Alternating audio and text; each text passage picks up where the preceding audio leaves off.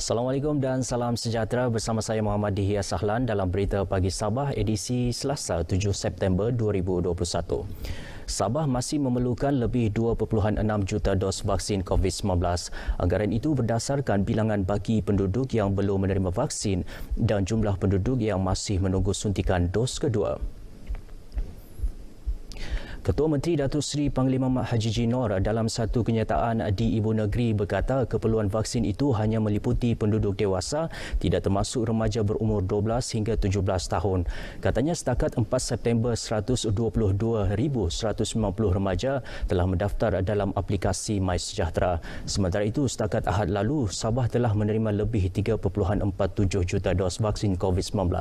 Datuk Haji Ji bagaimanapun yakin sasaran 80% imuniti kelompok menjelang Oktober ini mampu dicapai. Ia berdasarkan kapasiti Pusat Pemberian Vaksin PPV berjumlah 83,140 orang sehari dan pelaksanaan program outreach di kawasan terpencil. Terdahulu, Ketua Menteri dan Menteri Kesihatan Khairi Jamaluddin mempengerusikan mesyuarat Badan Bertindak Imunisasi COVID-19 Kebangsaan CITF di Menara Kinabalu. Sebelum ke berita seterusnya, kita ikuti statistik terkini kes COVID-19 mengikut daerah dan kadar vaksinasi bagi Sabah. Beralih kepada perkembangan semasa COVID-19 di Sabah, kes baharu COVID-19 terus mencatat penurunan buat pertama kali sejak beberapa hari lepas. Sabah mencatatkan jumlah kes harian bawah 2,000 apabila 1,844 kes baharu positif COVID-19 direkod semalam, menjadikan jumlah kumulatif kini 161,265. Berdasarkan kenyataan media, Menteri Kerajaan Tempatan dan Perumahan Sabah Datuk Seri Panglima Mas Sidi Manjun, 31 kematian direkodkan, manakala 2 kluster baharu dikesan iaitu kluster sawit Simpang Batu 38 di Nabawan dan kluster Bawah Bayu di Tuaran.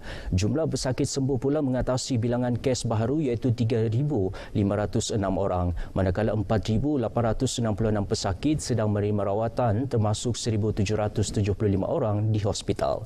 Seramai 151 pesakit memerlukan penjagaan kritikal iaitu 124 orang di unit rawatan rapi. 81 daripadanya memerlukan alat bantuan pernafasan. Dalam pada itu, 4 lokaliti dikenakan Perintah Kawalan Pergerakan diperketatkan PKPD bermula esok hingga 21 September. Lokaliti terlibat ialah Kampung Pantai Emas dan Kampung Lentegi, Kota Belud, Kampung Pahu Pinawantai, Ranau dan Kampung Mempilis, Matunggung di Kudat. PKPD di Kampung Tanjung Batu Tengah, Tawau dan Taman Limawan, Kinarut, Papar pula dilanjutkan hingga 21 September. Sementara itu, PKPD di 17 lokaliti di 8 daerah ditamatkan berkuat kuasa hari ini, manakala PKPD di Kampung Manggaris 2, Kota Marudu ditamatkan semalam. Sementara itu, dalam kenyataan sama, Datuk Mas Sidi berkata semua pemandu dan petugas kenderaan awam seperti bas henti-henti dan bas sekolah, teksi serta e-hailing perlu lengkap 2 dos vaksin COVID-19 berkuat kuasa 16 September ini. Menurut Datuk Mas Sidi, perkara itu merupakan syarat tambahan baharu kepada syarat sedia ada dalam SOP yang sedang berkuat kuasa, selain pematuhan penjarakan fizikal di dalam kenderaan serta pemakaian pelitup muka.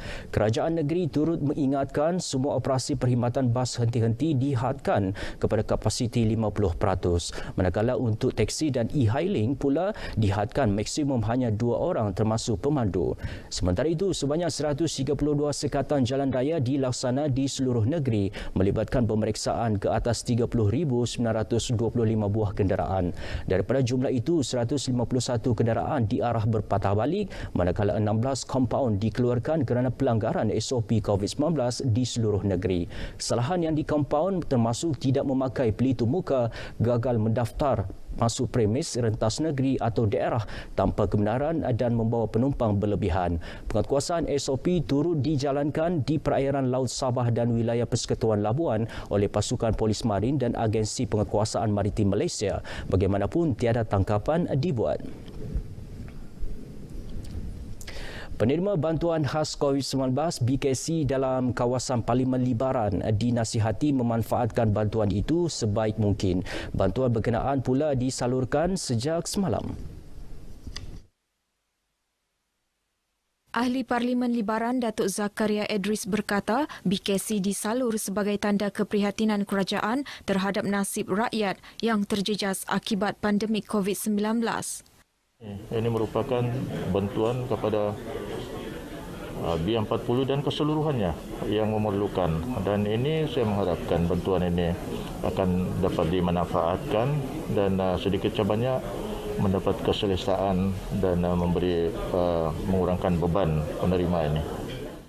Datuk Zakaria berkata demikian kepada RTM ketika ditemui selepas mengadakan lawatan dan menyampaikan sumbangan di Masjid Asmaul Husna, Kampung Tinusa 2, Sandakan. Dalam perkembangan lain, beliau berkata Pejabat Parlimen Libaran menyediakan 3,500 bantuan bakul makanan untuk diagih kepada ketua isi rumah KIR yang hilang punca pendapatan dan memerlukan dalam kawasan tersebut. Ia sebagai tambahan kepada bantuan bakul makanan sumbangan kerajaan negeri yang sudah diagihkan kepada para penerima. Pejabat Parlimen Libaran turut menyumbangkan air mineral dan makanan ringan kepada sukarelawan yang bertugas di Masjid Asmaul Husna, Kampung Tinusa 2, Sandakan.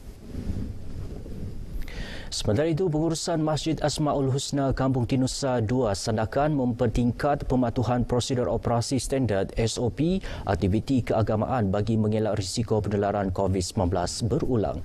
Kampung Tinusa 2 pernah dikenakan Perintah Kawalan Pergerakan diperketatkan PKPD 19 Julai hingga 15 Ogos lalu. Prihatin.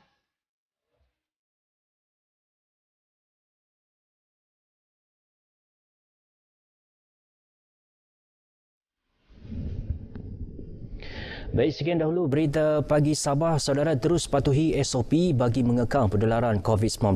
Lindung diri, lindung semua. Saya Muhammad Dihya Salan. Assalamualaikum dan salam hormat. Apalah guna bertahan jika diri ini tertindas? Kesombonganmu melepasi akal yang waras.